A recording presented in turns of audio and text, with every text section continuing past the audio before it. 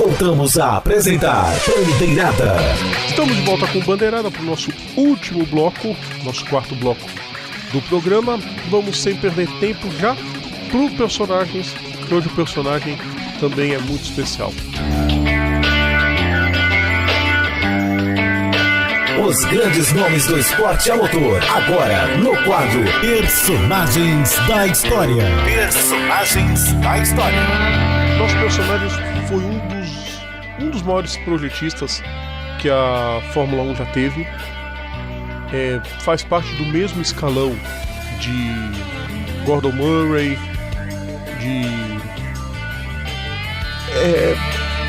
Olha a lista, gente. Steve Nichols, John Barnard, Adrian Newey. Você pode botar na lista dessa lista. Estamos falando de Harvey Postlethwaite, que teve sua carreira abreviada por um ataque cardíaco fatal e um dos seus projetos novos, vamos dizer assim. Ele que começou depois de fazer sucesso dentro do esporte a motor britânico. Ele é britânico, né? Nascido dia 4 de março de 44. Fez sucesso na Fórmula 2, fez sucesso na Fórmula 3 e aí ele foi para Hesketh na Fórmula 1, equipe totalmente excêntrica. O próprio Harvey dizia isso. Aí ele foi o responsável, né, muito responsável pela primeira vitória do James Hunt no GP da Holanda de 75. Em 76 a equipe não continuou e ele foi para Rolf. Os resultados foram péssimos no início, né? Do nada a equipe ficou boa quando o George Scheckter foi correr em 77. A equipe durou até 79, quando a Fittipaldi comprou o que tinha da Rolf. Também uma grande equipe foi formada. Keke Rosberg e Emerson Fittipaldi como pilotos. Uma grandíssima temporada em 80.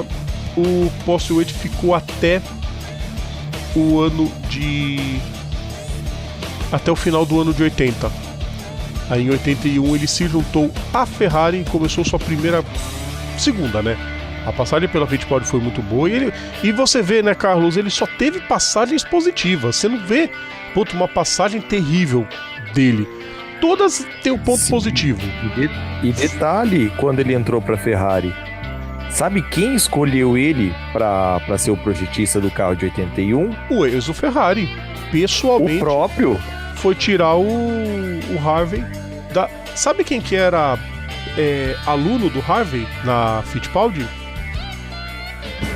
Sei, Adrian Newey. O próprio. Na época, um mero jovem Berbe ainda, começando a dar seus primeiros rabiscos. Os primeiros rabiscos. Aí ele foi pra Ferrari. A equipe estava tentando recompor, teve boas vitórias, ganhou o campeonato de construtores em 82, mas no ano terrível para a Ferrari, marcado pela morte do Gilles Villeneuve e pelo acidente quase fatal do Didier Pironi na última prova dele. Ganhou o campeonato de construtores em 83. Aí ele ficou na Ferrari até 87, né? Em 83 o carro tinha potencial, mas não tinha como competir com o McLaren e o Williams, né? Depois de 83, o McLaren e o Williams dominaram o cenário da Fórmula 1 e a Ferrari não pôde fazer nada. Ele foi substituído pelo John Barnard e foi para Tyrrell, onde ele ficou até o ano de 90. Ele ficou 80 O único brilho, assim, Rodrigo, na Ferrari nesse ínterim, vamos colocar o ano de 85, onde o Alboreto conseguiu ainda alcançar o vice. Ainda foi vice-campeonato, que foi um milagre na época. Sim, sim. Ele ficou até 90. Ele ficou até o fim de 91 na Tyrrell, também com grandes momentos. A passagem do Alesi por lá foi fantástica, principalmente o quarto lugar do Alesi em 89 com a Tyrrell. Aí teve os 2 segundos lugares em Mônaco e em Phoenix em 90. E em 91 o último pódio do Stefano Modena. Da Tyrrell. Exato. Naquele GP que o Nelson Piquet venceu pela última vez. Ele foi o principal responsável pelo primeiro carro de nariz, né, o nariz de tubarão, que foi em Mônaco que fez a estreia. Aí ele se mandou para Sauber em 92. Ele foi para Sauber para fazer o carro de 93 da equipe, junto com o Marc Gascoigne. Ele fez os primeiros carros da equipe, na verdade o primeiro da Sauber, e saiu da Sauber. Ele criou o carro, olha só que sarro, Carlos, ele criou o carro e saiu fora da equipe logo no início de 93. Aquela história, todo mundo fala também que Peter Sauber não é uma pessoa fácil de se lidar. Ele deve ter aguentado 92, 93, fez o carro, tipo, o Peter não deve ter torrado os pacová dele. Quer saber? Vou voltar pra Tyrrell. Voltou pra Tyrrell. O Ken Tyrrell é aquele velho sarrista, ele já tá meio louco, então vou juntar minha loucura com a dele pra ver no que dá. Tá meio doidinho. Ficou até 98 na Tyrrell, a Tyrrell já em decadência total, mas ele ficou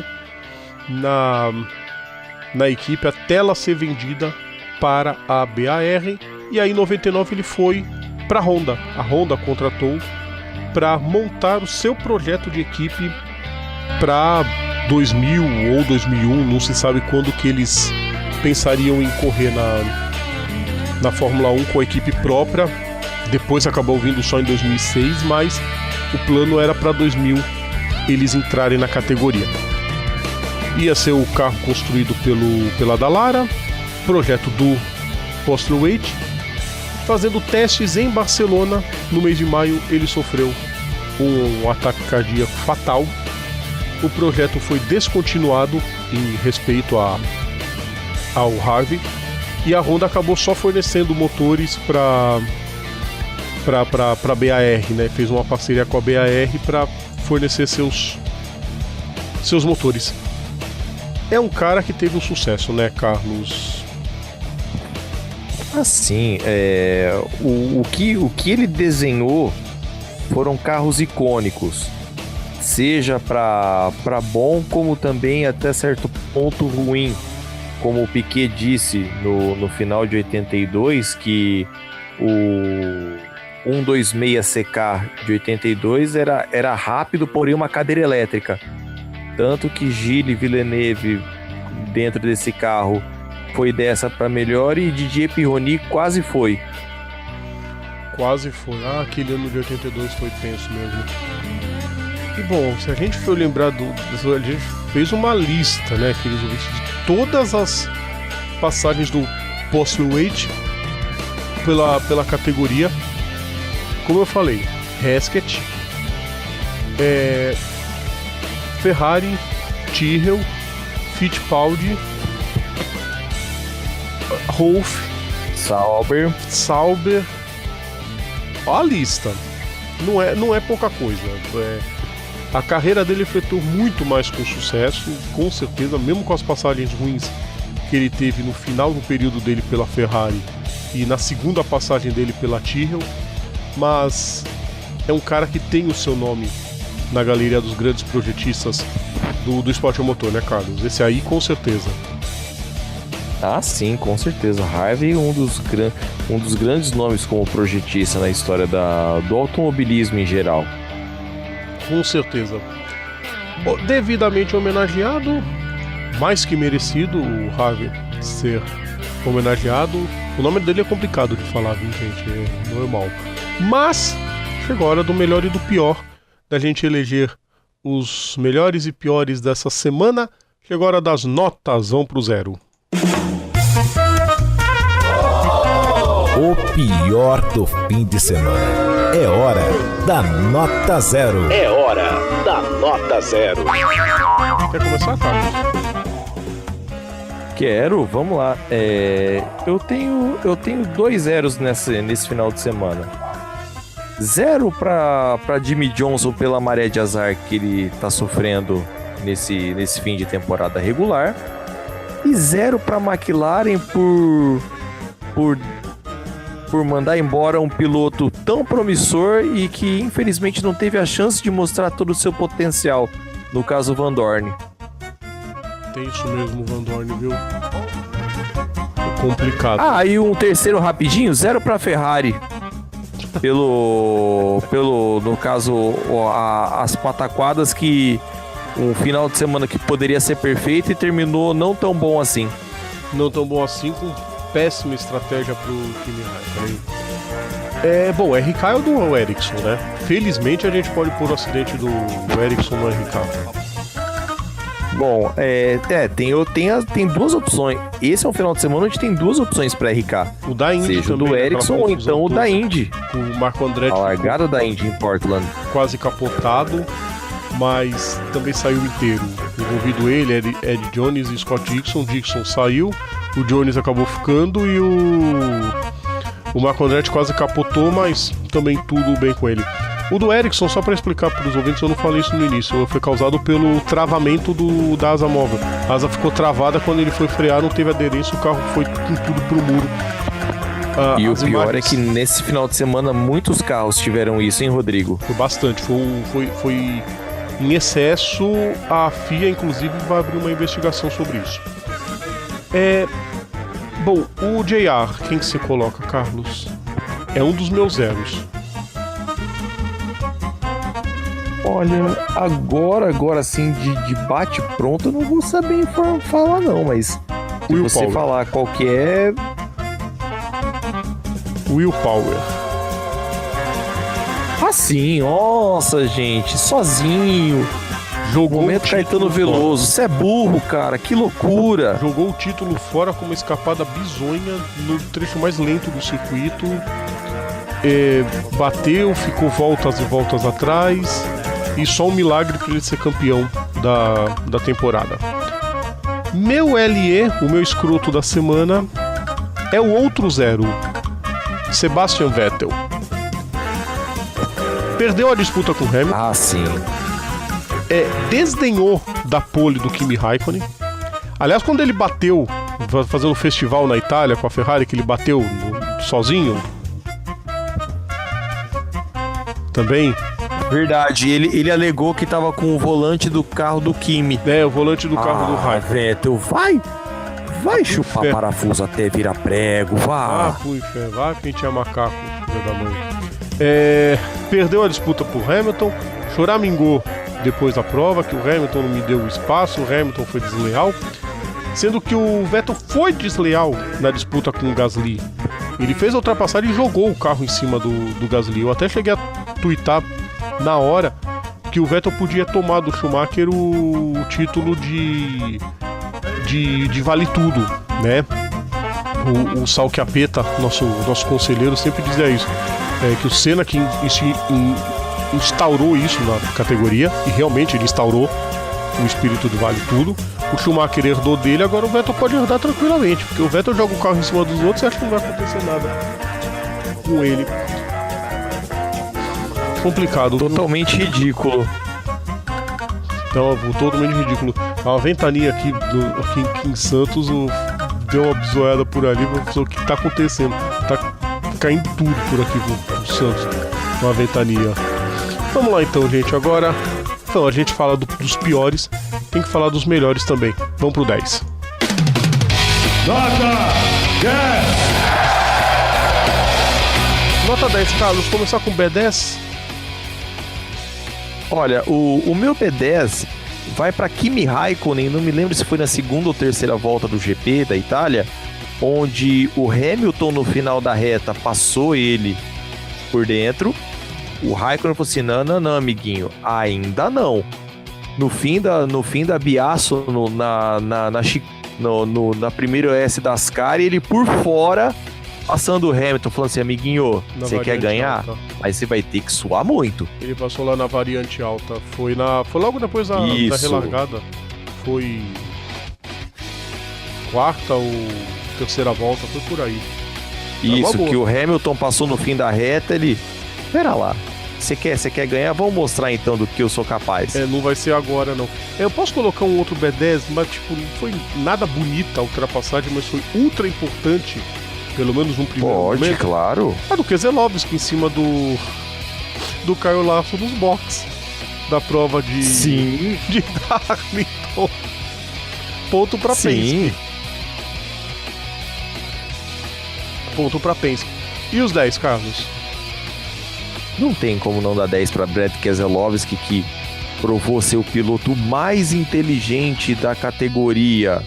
Onde ele sabe usar as manhas de pit stop, ele sabe a hora certa para poder dar o bote. Tudo bem que esse ano ele estava meio adormecido, mas na hora certa ele mostrou a que veio.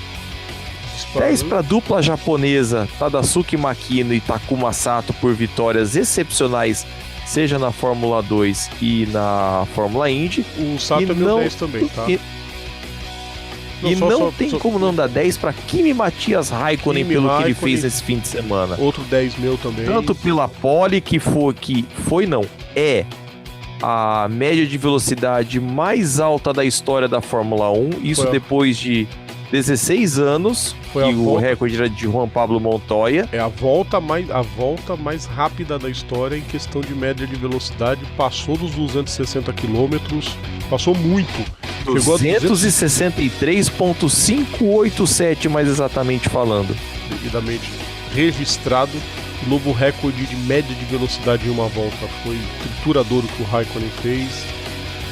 E, isso eu só lamento tanto a Ferrari, o tratamento que dá pro Raikkonen, quanto o Raikkonen se sujeitar a tudo isso, porque ele tem talento para ser vencedor em qualquer categoria no mundo.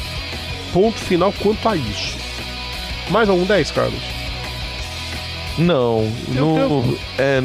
da minha parte não. A gente poderia falar, tem o Pedro Piquet, que venceu prova na GP3. Ah, verdade, não, eu não vou dar 10 pro Pedro Piquet em si, mas eu vou dar 10 pros pais do primeiro e segundo lugar da prova de domingo.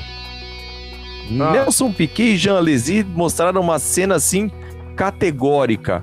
Enquanto os filhos se degladiavam lá na pista, terminou o filho do Nelson em primeiro e o filho do Jean em segundo, os dois abraçados, mas comemorando. Isso deve ter acontecido em Silverstone também. Eu acho que o Jean deve ter brincado, falou, teu filho ganhou do meu de novo, porque já é a segunda vez. Imagina, mas pode ter certeza que a festa foi pequena, viu, pros dois. Conhecendo os dois foi pequena. Foi pequena. A quantidade de bebida também deve ter sido pequena. Tem um outro 10, Carlos. Mais uma vez papai Tony Canaan. Filhinha dele nasceu enquanto ele estava correndo, antes da corrida. Que louco, cara, que presentão. A Nina, a quarta filha dele, ele até postou no Instagram, falou, bom é que você vai ter 3 irmãos para te defender. E acabou a corrida, vou aí te ver. E se mandou, e claro, boa. Meu último 10. Sim, diga. Sérgio Sete Câmara, por reconhecer o talento do Norris, parabenizá-lo num ano que foi difícil pro Sete Câmara, com muitas acusações, inclusive, de que a equipe estava fazendo pouco caso dele. Ele soube ter a humildade para reconhecer e parabenizar o Lando Norris pelo talento, foi retribuído da mesma forma. E muitos estrangeiros parabenizaram essa atitude, inclusive muitos desejando que em 2019 ele seja o campeão. Respeito se faz assim, né, Carlos? Assim, com certeza. É a forma de respeito. É o chamado fair play, né? É o fair play, é isso que falta jogo limpo no planeta. Gente, hora de encerrar o programa, então. Vamos encerrando o programa de hoje. É hora da gente ir embora. E é hora da gente ir embora passando o calendário da semana que vem. Semana que vem teremos a Fórmula 3 Europeia em Nürburgring, teremos o WeatherTech em Laguna Seca, teremos a DTM correndo em Nürburgring, a MotoGP vai para Misano, Teremos a NASCAR fazendo sua decisão do Chase em Indianápolis, a Xfinity com a penúltima prova em Indianápolis. Cascavel recebe a Stock Car, também vai ter brasileiro de marcas lá. Teremos a Super Fórmula em Okayama, que é o circuito de Aida, mais conhecido como Aida. O Turismo Carreteira vai correr no circuito de Paraná. E o Carlos Martins vai voltar pra gente na semana que vem, né, Carlos? Abraço pra você. Abraço, Rodrigo. Abraço a todos que nos ouvem. Grande abraço e semana que vem tem mais. Semana que vem tem mais, queridos ouvintes. Pra gente encerrar o programa de hoje, vou colocar uma música que tem quase 40 anos, de uma das bandas mais importantes, uma das bandas mais conhecidas dos anos 70, 80 e que ficou fazendo sucesso por longos tempos. Infelizmente a cantora principal, a Debbie, se foi não faz pouco mais de um ano. E eu vou encerrar com Sister Sledge, He's the Greatest Dancer. Pra mim a melhor música da banda, independente de não ser a mais conhecida, mas pra mim a melhor de todas, tem o melhor solo de guitarra da história. Grande abraço pra vocês, gente. O Bandeirada tá de volta semana que vem. É hora de ir embora. O seu programa semanal sobre o esporte a motor está de volta na próxima semana. Bandeirada. É isso aí, queridos ouvintes. Valeu de novo pela companhia. Valeu por mais um Bandeirada junto com a gente.